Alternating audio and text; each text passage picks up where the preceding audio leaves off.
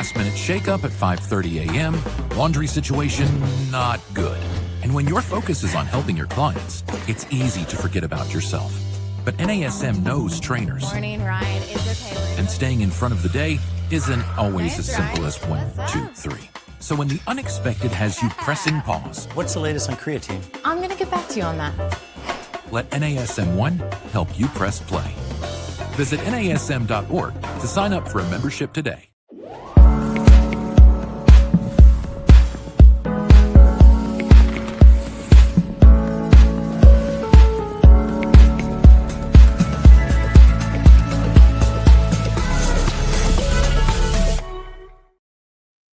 Hey everyone, welcome to Strong Mind, Strong Body. I'm your host, Angie Miller, and today we're tackling something that I think makes a lot of us squirm.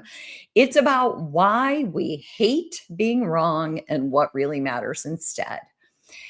Maybe not everybody hates being wrong, but I do think that it is a problem for a lot of us. But I'm going to talk about what's really happening and why we often struggle to admit that we've made a mistake. So, about a year ago, I did an episode about authentic apologies and why they matter. And I talked a lot about Harriet Lerner and her incredible work when she wrote the book, Why Won't You Apologize? But today we're going to dive deeper into the psychology behind our resistance to being wrong. And here's the breakthrough. It's not really about the mistake at all. So you're going to discover today, what you'll discover today will change how you think about mistakes and apologies and what people really need when they've messed up. So let's dive in.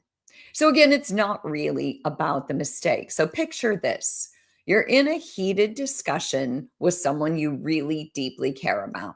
And discussion is probably a loose term, right? Because chances are if it's heated, it's more than quote unquote a discussion. And the conversation starts to get very intense. And suddenly you realize, mic drop here, that you were wrong. You were completely and obviously wrong. So what happens in your body? Well, it's different for everyone. But for some of you, you might feel it in the pit of your stomach. Your face might get really red. Maybe your heart starts to race, or your mind starts scrambling a million miles an hour because it's looking for ways to save face, or maybe to find some corner where, some loophole where there's a possibility you might still be right. But here's what's fascinating. When we experience criticism or having our mistakes pointed out at us, our brains actually process this as physical pain. The same neural circuits that fire when you touch a hot stove are firing when someone says, actually, you're wrong about that. So we resist admitting mistakes. We're not being stubborn. We're just protecting ourselves from what our brain interprets as actual harm. But let me walk you through some powerful reasons why being wrong feels so threatening. And you can pick the ones that resonate with you. Maybe one of them, maybe two of them, maybe more. There are so many reasons why some of us don't like being wrong, but these are some reasons that I think resonate most with the majority. And I have to tell you something. I chose this topic because since my daughters were really, really little, I've always said, I don't mind being wrong. I authentically do not care if I'm wrong.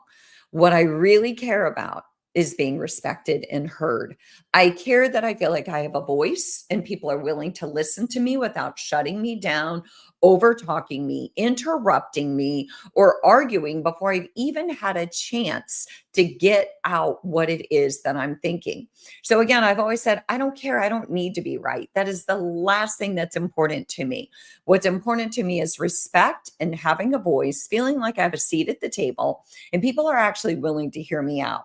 And so when I deep dived into the research, it made so much sense to me because I'm like, yes, yes, and yes. This makes sense to someone like me, and I think it will make sense to you.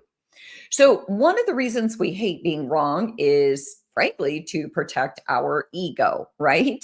So most people who consistently just dig their heels in, they absolutely refuse to admit they're wrong. They do so because, let's face it, they kind of have a fragile ego.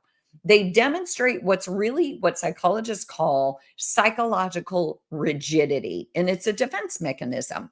Instead of being flexible in the way that they think, they're very rigid in their thoughts.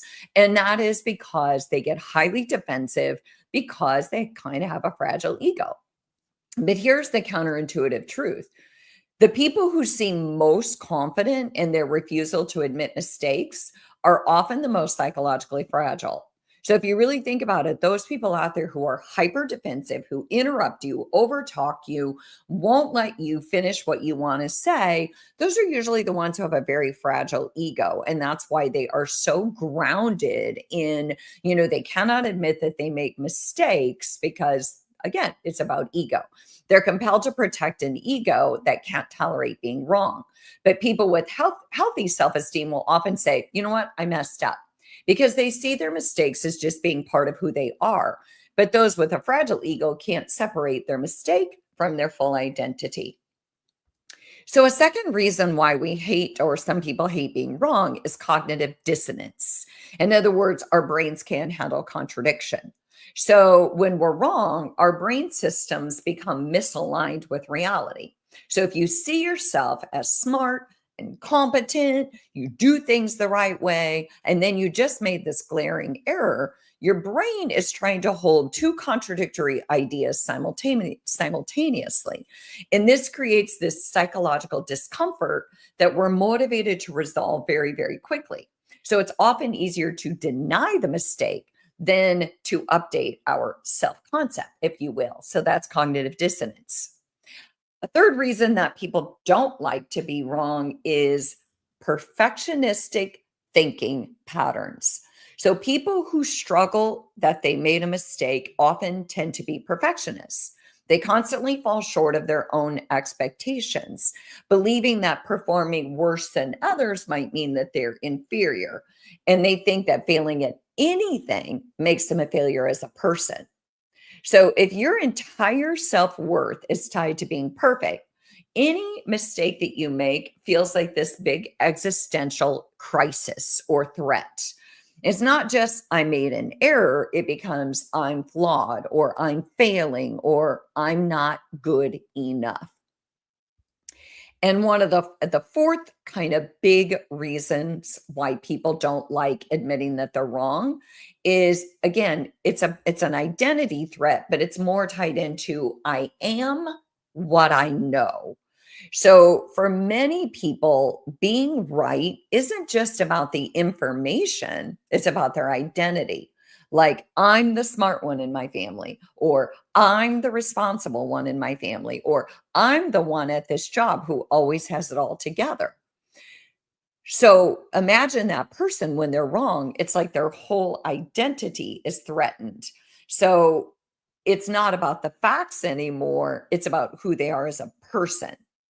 So, as Harriet Lerner explains, some people can't let themselves see their mistakes because it would threaten their entire sense of self. So, I thought it was so fascinating when I was kind of doing the research on this because, again, I'm grounded in the fact that I don't care if I'm wrong. I just want you to hear me. And yet, I do have a lot of perfectionistic thinking issues, if you will, self proclaimed. I can own it.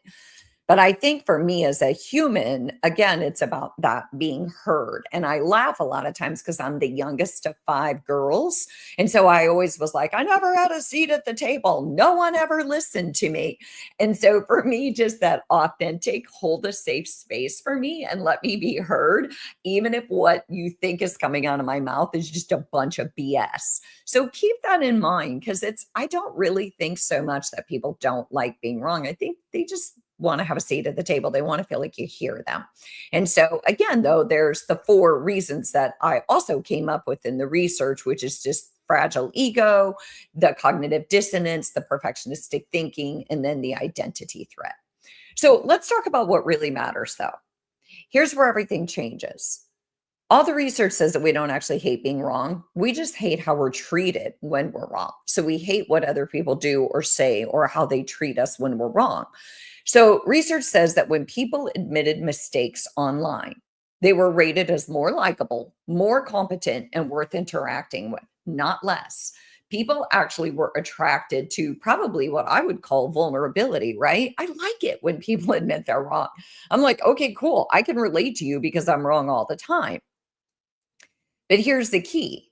This only happens when the environment feels safe. So think about the difference, okay? Think about the difference between, I can't believe you forgot our anniversary. What is wrong with you? Versus, I really felt hurt when our anniversary was forgotten. That day is so meaningful to me.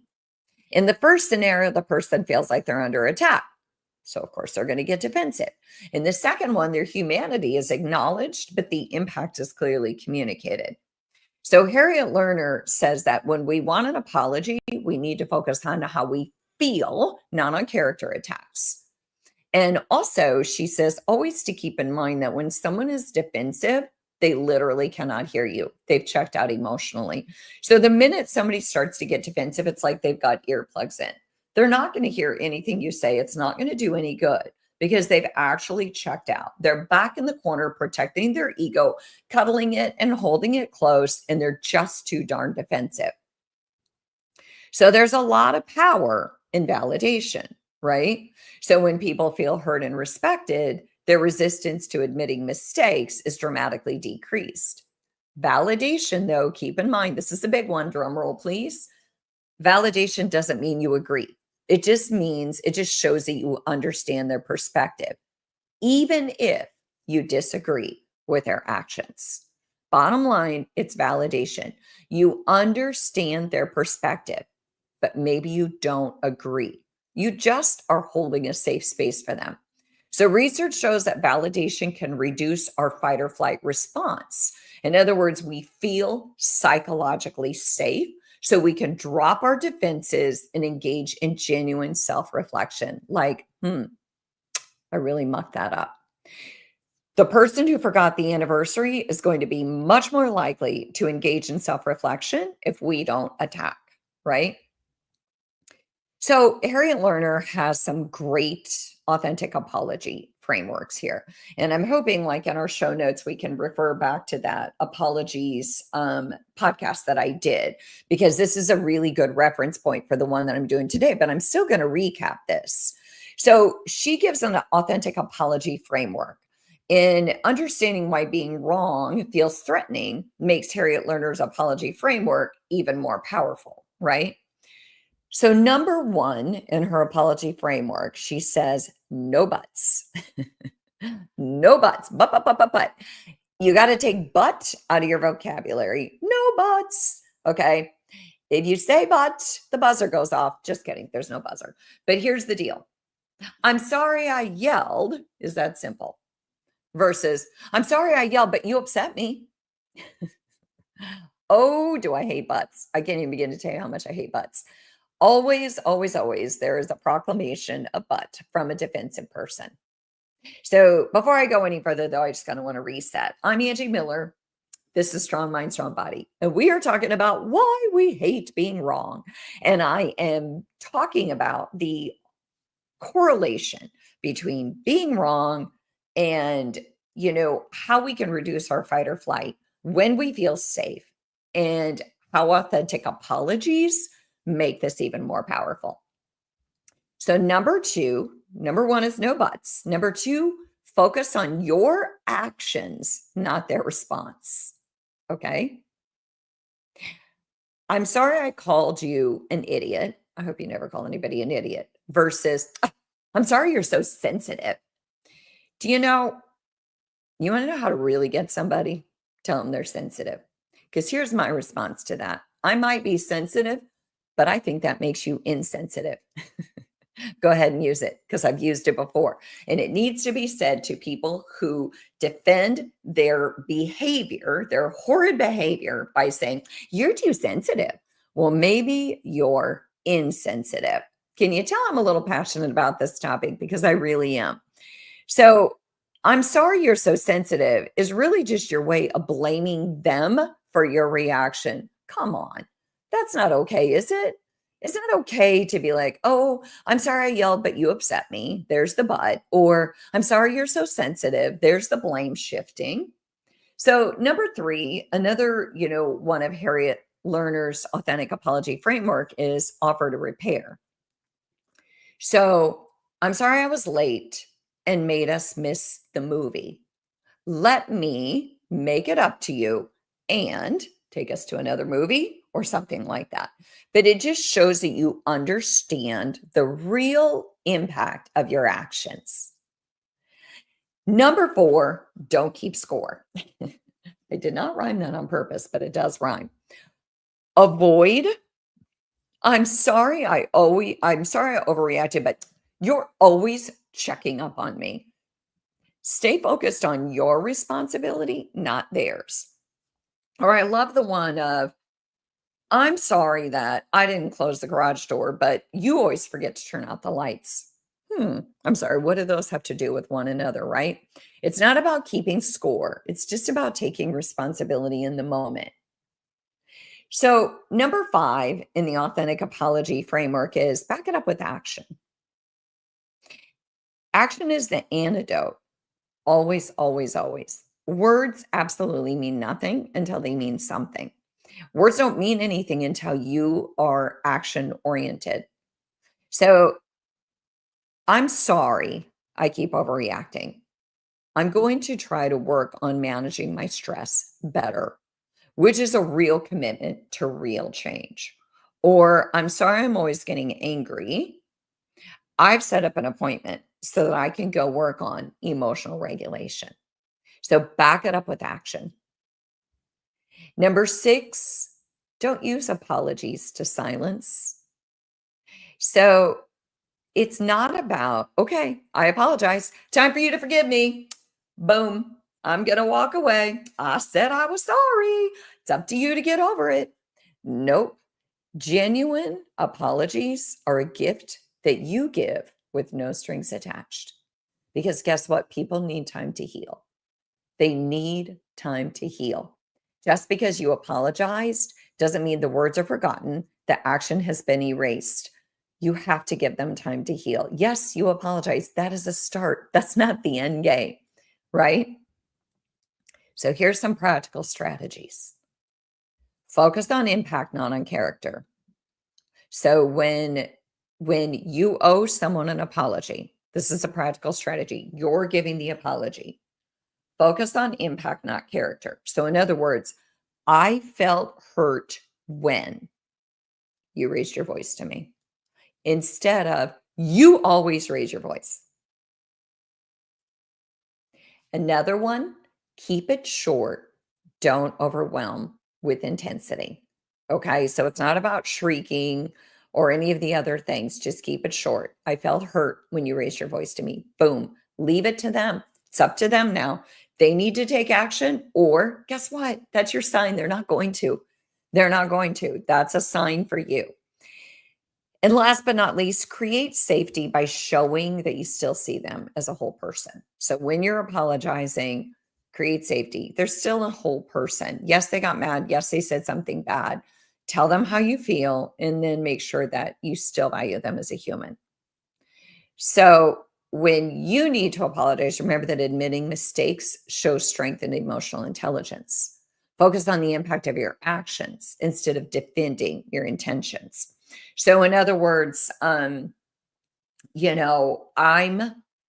it's about what you did, not defending what you did. So I'm sorry that I raised my voice. And it's not, but you did this or you did that. It's not defending your intentions. And then give the other person time to process. Again, this is where healing really makes a difference. So bottom line is you have to build psychological safety. Make mistakes learning opportunities. They're not character indictments, right? Practice validation. Understand someone's perspective even when you disagree. And last but not least, model vulnerability. Admit your own mistakes openly if you want other people to admit their mistakes. So in conclusion, I today give you courage to be imperfect. I give us all courage to be imperfect. Being wrong is not comfortable for any of us. Even if, for someone like me who says, I don't care if I'm wrong, of course it's not comfortable. So, but the discomfort we feel isn't about the mistake itself. It's about our fear of disconnection, it's our fear of disrespect, and it's our fear of being rejected. And when we understand this, we can create environments where people feel safe to be imperfect. And then something beautiful happens. Guess what? When we let people be imperfect, mistakes become bridges instead of walls. Apologies become opportunities for deeper connection. And the most courageous thing you can do is not to be right all the time, but to be wrong with grace and to apologize authentically and to create space for others to do the same. So, as Harriet Lerner reminds us, courage isn't about demanding apologies. Real courage is about dropping our defenses, listening to someone else's pain, and taking responsibility for the part we played with all of our hearts. So the next time you're faced with being wrong, remember, you're not fighting for your right to be perfect. You're fighting for your right to be loved and accepted just as you are, mistakes and all. So I really hope that this episode landed a punch with you because it did with me, right? I think it makes such a critical difference. A, our ability to be wrong. B, our ability to hold or create psychological safety for others when they're wrong. C, our ability to let our defenses go. And D, our ability just to give ourselves and other people grace. Apologies matter. So even when you're wrong, no big deal. Just authentically apologize. And that will make a critical difference in creating safety and connectedness with other people. So I hope you enjoyed today's episode. If you have any thoughts or ideas on future episodes, I'm always open to your feedback and your goals on what you'd like to learn more about. So I'm Angie Miller. Thank you so much for joining me on Strong Mind, Strong Body, and I'll see you next week.